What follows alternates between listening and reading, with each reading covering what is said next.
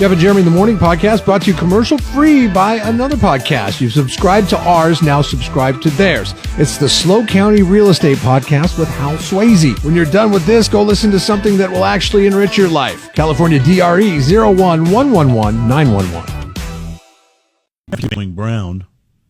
Good morning, it's Jeff and Jeremy. What can Brown do for you? Yeah, engineers in the UK have created a new type of hydrogen fuel to fuel cars. So instead of gasoline or propane or batteries that apparently aren't great for the environment to mine and all that kind of stuff, they've come up with sewage, using treated sewage. Well, let's see what they have to say. In the push for sustainability, even race cars are being propelled by something we would normally flush away. Engineers from the UK's University of Warwick have developed a prototype vehicle that runs on clean energy that's derived from a dirty source, hydrogen, made from sewage. No, the car doesn't smell like a restroom because it isn't fed raw sewage. The team uses sewage treatment technology where microbes feed on waste, then produce hydrogen as a byproduct. That's the hydrogen that the car uses for fuel. Here's the issue is, everybody poops, right? We know that. Oprah wrote a book about it, I think, or she featured it. Maybe she didn't write it. She featured it on her show. But here's the thing. The infrastructure. I don't want to read Oprah's book about her poops. The infrastructure on creating all these places in, there's a lot of the country that uses a sewer system. But, how much can you create to power vehicles? I know there's a lot of people. There's a lot of sewage, but a lot of people use septic systems. They're not on the sewer. There's people in this country, they literally just poop down a hole or dig a hole and bury it. It just seems like to build an infrastructure to redesign how you power transportation in the world seems a little tough. It seems like that might cost a little bit more and maybe not be as efficient. Well, I don't know. I'm not a scientist, and whatever you could do to make anything efficient, I don't care. Just make it efficient. Like the solar panels. Did you hear that the biggest solar farm out in the Mojave, the one? Have you ever driven to Vegas from here, or did you always fly? I've always flown. No, I've never driven to Vegas. I've driven to Vegas. This one. It's got this big tower. It's got all these mirrors on the floor of the desert. It's by the casinos, and I think it's called Prim. I have been on that road because from Havasu you go out through Searchlight and you pass that. Yes, but don't you turn off before you get to Prim? No, you don't. You do? I'm not sure. Don't you, like in Barstow, don't you head east or something like that? No, you don't go to Barstow. In Barstow? Yeah, well, okay. Coming from the coast, you do. But anyways, I know what you're talking about. Yeah, so there's a big tower, and there's all these mirrors that point up at this tower. And the tower has mirrors on it. And if you look up at it, you're blinded immediately. They're dismantling that because it's no longer efficient, because how it would work is it had water up in this big tower, and it would heat it up with the sun's energy and create steam, which would then create power for whatever. Well, it's no longer efficient because there's more efficient solar, and more efficient solar is the stuff that lives on people's roofs. So people are just powering their own house as opposed to having one centralized area. So all these massive solar farms are probably next to be dismantled and taken out and done with the waste of these massive solar panels. Who knows? So that's bad. They didn't do their research on that one. They didn't. They rushed to it like the COVID-19 vaccine, and it was inefficient, just like the COVID-19 vaccine. If they could do enough research behind making Dookie fuel, I'm for it. But do the research to where it's efficient and it doesn't, cost us more to do it. Well, they're talking about hydrogen-powered cars, and we've talked about this before, and that it is something they're looking at. I know that there's 3 major auto manufacturers who are doing prototypes and looking into it, and it makes a lot of sense. Water is something that, yes, it is a commodity, especially in California, right? But if we prepare for it, and I think it'd be much easier. So it treated anything treated Makes sense. You take your recycled water and you turn it into fuel to power your vehicles.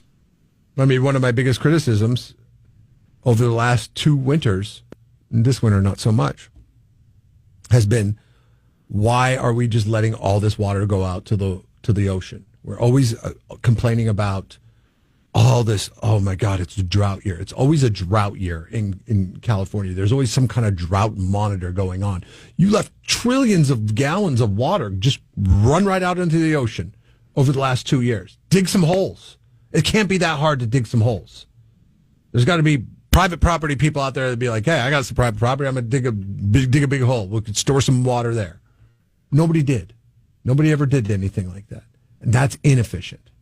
And that's part of the problem why you don't have these massive reservoirs when you could have these massive reservoirs. And then you run into problems like you did with the fires down in Los Angeles, or fires anywhere for that matter. When the state is bone dry, it's only your fault for not collecting what has fallen in the state, and you let it go out to the ocean. Here locally, we talked about, the fact that, there could be a pipeline system that would come from Diablo where they'd be able to take the water and pump it to Lopez. And it was only a couple $1 million, but it's like, think how much government waste and how much government money is spent on just all kinds of stuff. $2 million's a drop in the bucket. They didn't do it. It's true. You're right, though. In California, we need to start finding every way we can to save any water that falls from the sky. But you understand that the system's not set up that way, right? Like in our idealistic ways, it makes sense. If you want water, collect water. End of story. But when you get a bunch of people out there that make their money and their salaries from our taxpayer dollars, they don't want to find a solution for it. They want to keep the taxpayer dollars coming in and keep the fear of drought monitor every September in forefront in everybody's brain. And that's where the Department of Government Efficiency comes in. Doge to Doge, Doge, Doge. Jeff and Jeremy in the morning. 93.3 KZOZ rocks. Have a good morning. Pick that out on my own. Why don't you buy me a gift? I'm still single. I don't know if you can register at a liquor store, but I would like to try. Dumbass of the day. 93.3 KZOZ. So, a fiance, a bride-to-be, got arrested after she stabbed her fiance in the neck after arguing about their wedding venue. The boyfriend claims Kaylee, the love of his life-to-be, got out of control when the conversation got heated. And he was trying to leave when all of a sudden he felt some pain in the back of his neck. Jeez. She claimed it was self-defense, but she stabbed him in the back of the neck. And so Nazareth style. Now she's been arrested. It ended up being, luckily for him, non-life threatening. It also sounds like that she's going to be spending time, and police don't believe her story. But she had no marks on her. And I don't know, man. I remember going into the whole day, or the whole situation, not the day, but the whole thing from the get-go, going, I'm just here for whatever you need. This is going to be your thing. Because, I mean, like what? Why do I care who the DJ is, where it's at? Like, why do I care about any of that? That was my one job, was to get the DJ, and this is why I think that the you and our other buddy Adam a tux, and myself, I had to get 3 tuxes and a DJ. I think this is why the woman's parents traditionally foot the bill for it. Because, and I don't know if that's still a very super common thing, but from tradition standpoint, it used to be that the parents of the bride do it because the man's just like, it's not like we're making demands, If we did it, it would be a lot differently. Like if you were to plan your wedding and you made the day all about you, wouldn't there be a different situation altogether? It would be a lot less money. A lot less money, a lot less people, a better destination. No, maybe in my backyard, maybe with maybe spend a little money on a caterer and everybody bring whatever they want to drink. No, you got a Traeger, bro. You love your Traeger, man. Come on, make the day about you. You know, I mean, like yeah. No, that's not going to work because now I'm going to smell like smoke, and she's not going to like that. So, I know, but you got to make sure they're still happy. If the roles were reversed and the day was about you, you know, I mean, it would be a lot different. A lot. Oh, different. Yeah. Okay. You're right. Yeah, definitely. You'd be like, we're not dressing up. I don't know what you're talking about. I'll wear like a black shirt if you want me to. I'm smoking meat all day. Be smoking meat all day, and then when we pull the meat out to rest, we have 20 minutes, and in that 20 minutes we can get married, and then we'll eat. Or maybe some Mexican timeshare action, something along those lines. You know, just do it with like 3 people that you like that are like Got friends. Rid of the timeshare. No, I know, but gone. I'm aware of that. But at the time, you were timesharing it up. You know? No, we didn't have a timeshare back then either. No. You get stuck on these things. Well, no, I'm just saying you enjoyed your Mexican timeshare vacations while they happened. But wouldn't that be a better after, destination? We got it after we got married. Yeah, but I'm not going to do that because then, people have to fly down there. What, your parents? Yeah. I don't want them. What's a trip to I'm not going on Cabo vacation from Arizona or Seattle? We decided we're not going on vacation with anybody's parents anymore. That was a nightmare. No, you've done a few of those. We'll do all kinds of holidays and visit them. They visit us. But when we spend money on airplane tickets and resorts and all that kind of stuff, we're going to do it a little different. It's wise. Because it's amazing how your parents become a 9-year-old, 7-year-old. How's this elevator work? New. You're like, how does this work? What's the room number? What time are we doing dinner again? We've already told you 5 times. Can we go to the pool now? You can do whatever you want. The worst is living here when parents visit. Because they're like, what should I go do? I'm like, I don't know. What would you do if you were on vacation and you didn't have somebody tell you what to go do? Like, what are your interests? Take your interests into, like, what do you do when you go to vacation spots where you don't know anybody? Do you go talk to a concierge or do you look stuff up? Go that route. Do that. You like Morro Bay? I hate Morro Bay. Nothing against Morro Bay, but it's too cold for my liking. Go down to Morro Bay. Buy some tchotchkes.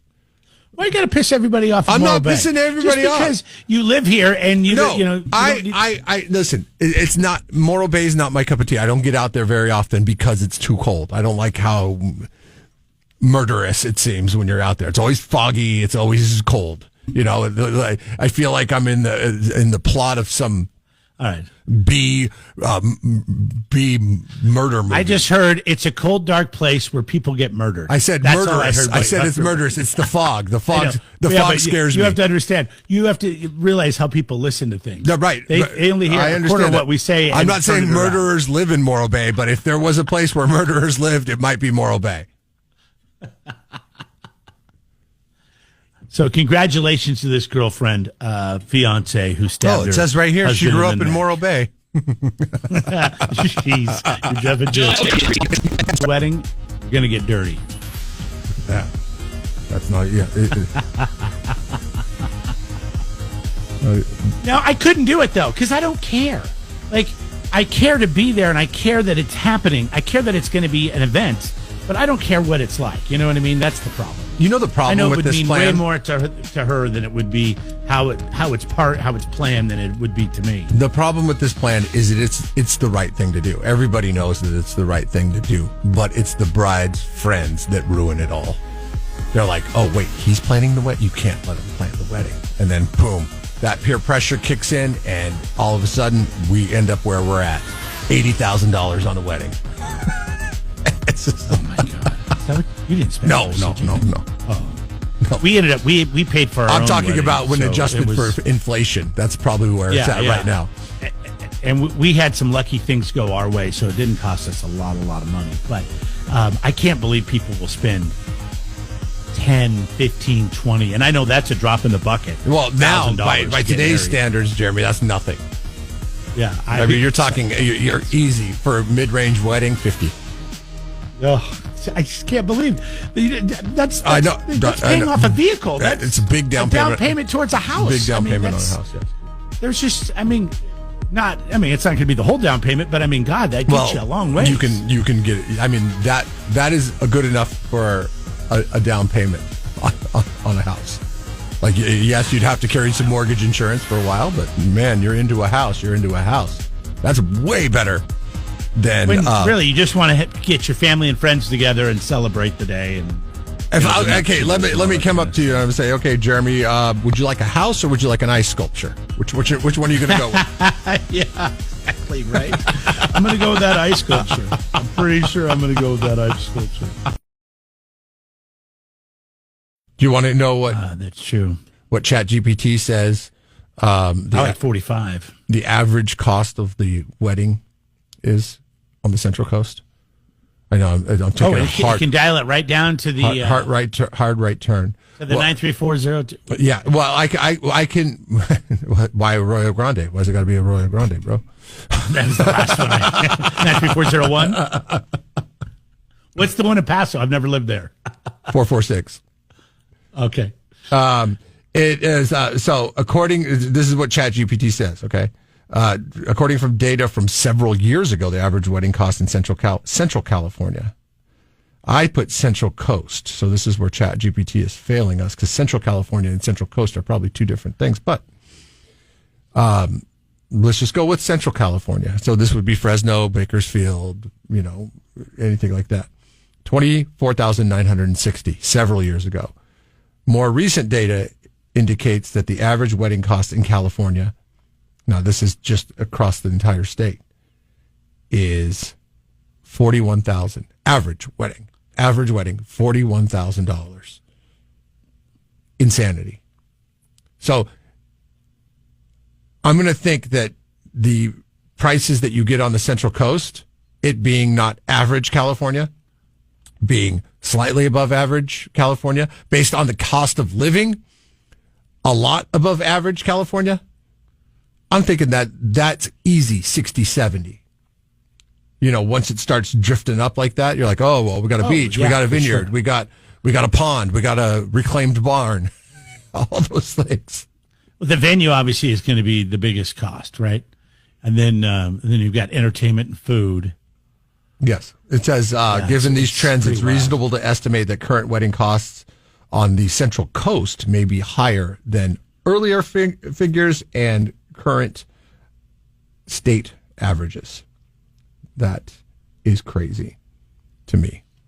I guess we're lucky we locked them down when we did. Am I right? Right there, up top. Because it.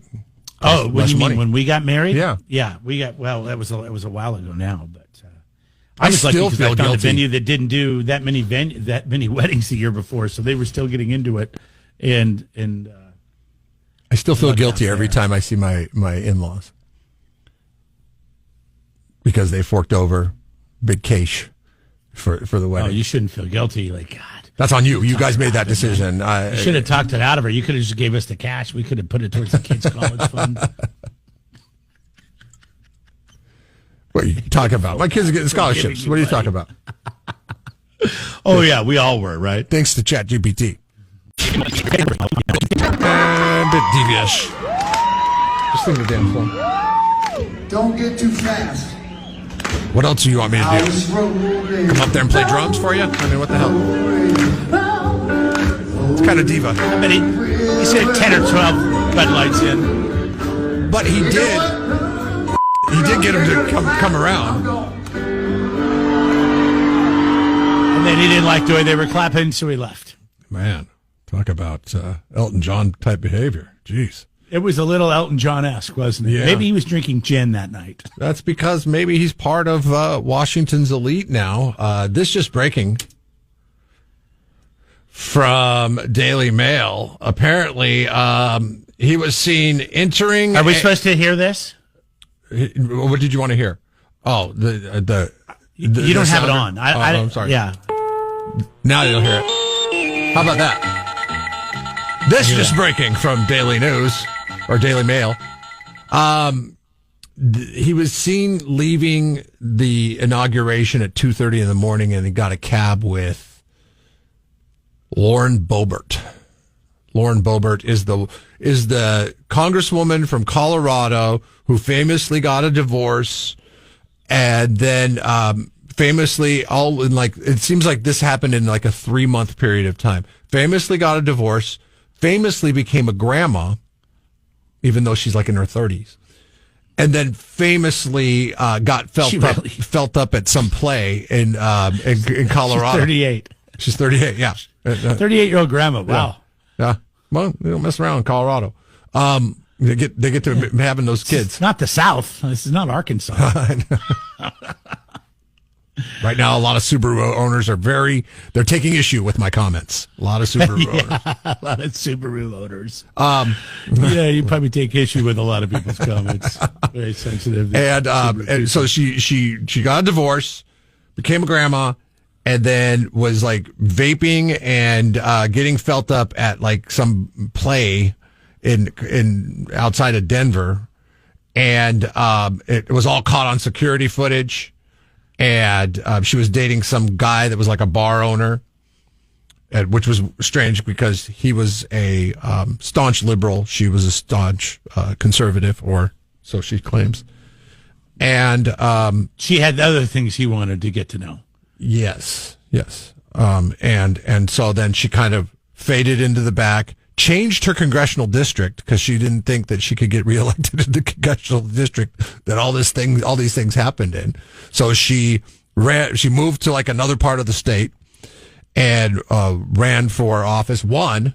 So she's now still a congresswoman at President Trump's inauguration till all the party till all hours of the morning, then jumps into a cab with Robert James Ritchie. So that's where that stands. Now, we don't know. Maybe they were just ride sharing. With the bang boogie. Maybe they were ride sharing. Not entirely sure. They could have been staying at hotels near each other. She is the only one. I think she might. What do you call that when you have a tattoo all down the entire side of your body? A side tattoo? Is that what it's called? Side tattoo? I don't know. I don't run in those tattoo circles like you do. My ankle. I have one on my ankle. I don't know if that makes me a butterfly. Club, but it's a butterfly. No, it's my dog's name. It's his Tank. It matches your toe rings. I don't have any toe rings either. It's another fake news. She's the only congresswoman, I believe. I don't know. I can't confirm this, but I believe she's the only congresswoman with a side tattoo. And Kid Rock probably wanted to see that piece. So he... She also has a sidearm. Yes, she does. She's a gun owner. Her and Kid Rock might have a lot in common, actually. You know what? I hope it works out for the two of them, if it is indeed. I think she comes across a little bitchy with the glasses. I'm looking at a picture of her without the glasses. I think she would be... a little bit more welcoming without the glasses. I think she could lose the glasses. If Lauren Boebert wasn't pretty, because I think she is pretty, would she have a job as a congresswoman? Is this there's a lot of ugly congresswomen. I know, but I mean, given everything that went on, everything that's gone on, I mean, is she one of those people that just gets voted in because of her looks? She like the, well, I shouldn't say that because John F. Kennedy was a pretty good leader. But is she like the female equivalent? There's like you said, a lot of them are hideous. She's the one that's not. Yeah, I don't think it hurts her, but I don't think it helps her either. I think she's there because she's there for other reasons. It wasn't like you're looking at. She was watching Beetlejuice. That was the play, the performance of Beetlejuice when she got thrown out of the theater in Denver with her bar owner boyfriend at the time, Quinn Gallagher. They could share some stories, Kid Rock and Lauren Boebert. They could share some stories. But man, like both just loose cannons under the influence. You know what I mean? Like you witnessed it there with Bon Jovi's keyboardist birthday party in Nashville. That would be. If they do end up in a relationship, listen, they just got in a cab together, okay? Maybe nothing happened, and maybe that's why Kid was so pissed off last Saturday night. He's just still not over the fact that he wasn't able to get to Lauren Boebert, get him back to her room, get her back to his room. Ex-husband. I guess part of the problems with her ex-husband, Jason, was he claimed that she punched him in the face when they met to try to get on better terms, and then he was arrested shortly thereafter for domestic violence. He was accused of assaulting their 18-year-old son and taking out a gun as the son moved to call the authorities in a fight over who was doing the laundry. Oh, man. Now I'm starting to understand why she likes Kid Rock so much. He's stable. Yeah. I mean, straight out the trailer. Wow. ZZ Top, Metallica, Van Halen, all coming up. Here comes Scotty with sports. Jeff and Jeremy in the morning. Listen online at kzoz.com. KZOZ Morning Sports. Warriors' Steph Curry had 38 points last night, helping the Warriors brush by the Bucks 125-111. Former Maverick, now Laker, Luka Doncic had 14 points in his debut as an LA Laker last night. LeBron James had 24 points, helping the Lakers beat the Utah Jazz 132-113. And the Clippers had the night off. They'll host the Grizzlies tomorrow night at 7:30. Over in hockey, no NHL scheduled for the next couple of days. That's because there's no All-Star game for the NHL this season. Instead, there's an international star-filled tournament. Players from the United States, Canada, Finland, and Sweden will suit up in their national team jerseys at the Four Nations Face-Off. It's a major gathering of star power in Montreal and Boston before the NHL returns to the Olympics in 2026.